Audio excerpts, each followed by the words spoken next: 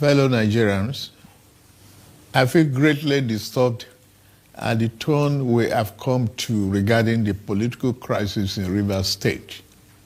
Like many of you, I have watched with concern the development with hope that the parties involved will allow good sense to prevail at the soonest.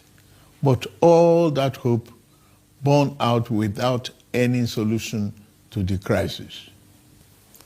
With the crisis persisting, there's no way democratic governance, which we all fought and worked for over the years, can thrive in a way that will redound to the benefit of the good people of the state. The state has been at a standstill since the crisis started, with the good people of the state not being able to have access to the dividend of democracy. Also, it is public knowledge that the governor of Rivers State, for unjustifiable reasons, demolished the House of Assembly of the state as far back as 13th December 2023, and as up till now, 14 months after, now rebuilt the same. I have made personal interventions between the contending parties for a peaceful resolution of this crisis, but my efforts have been largely ignored by the parties to the crisis.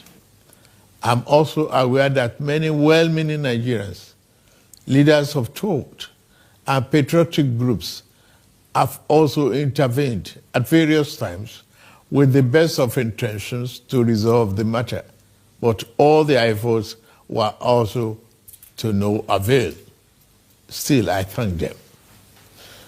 On February 28, 2025, the Supreme Court, in a judgment in respect to all about 8 consolidated appeals concerning the political crisis in Rivers State, based on several grave unconstitutional acts and disregard of the rule of law that has been committed by the governor of Rivers State, as shown by the evidence before it, pronounced in very clear terms. And I quote, "A government cannot be said to exist without one of the 3 arms that make up of the government of a state under the 1999 Constitution as amended. In this case, the head of the executive arm of the government has chosen to collapse the legislature to enable him to govern without the legislature as a despot. As it is, there is no government in Rivers State," and I quote. The above pronouncement came after a catalogue of judicial findings of constitutional breaches against Governor Siminalayi Fubara. Going forward in their judgment, and having found and held that 27 members of the House who had allegedly deflected, and I quote, "are still valid members of Rivers State House of Assembly and cannot be prevented from participating in proceedings of that House by the 8th respondent, that is the governor, in cohort with 4 members," and unquote. The Supreme Court then made some orders to restore the state to immediate constitutional democracy. These orders include the immediate passing of an appropriation bill by the Rivers State House of Assembly, which up to now has not been facilitated. Some militants had threatened fire and brimstone against their perceived enemies of the governor, who has up to now not disowned them. Apart from that, both the House and the governor have not been able to work together. Both of them do not realize that they are in office to work together for the peace and good governance of the state. The latest security report made available to me show that between yesterday and today, there have been disturbing incidents of vandalization of pipelines by some militants without governor taking any action to curtail them. I have, of course, given stand order to the security agencies to ensure safety of lives of good people of Rivers State and the oil pipelines.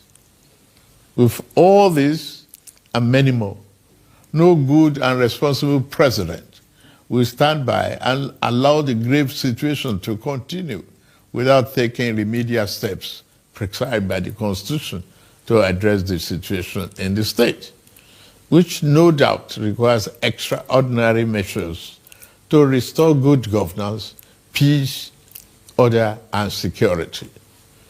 In these circumstances, having soberly reflected on and evaluated the political situation in Rivers State, and the governor and deputy governor of Rivers State, having failed to make a request to me as president to issue this proclamation as required by Section 305, Paragraph 5 of the 1999 Constitution as amended, it has become inevitably compelling for me to invoke the provision of the Section 305 of the Constitution of the Federal Republic of Nigeria, 1999, as amended, to declare a state of emergency in Rivers State with effect from today, 18th March, year 2025, and I so do.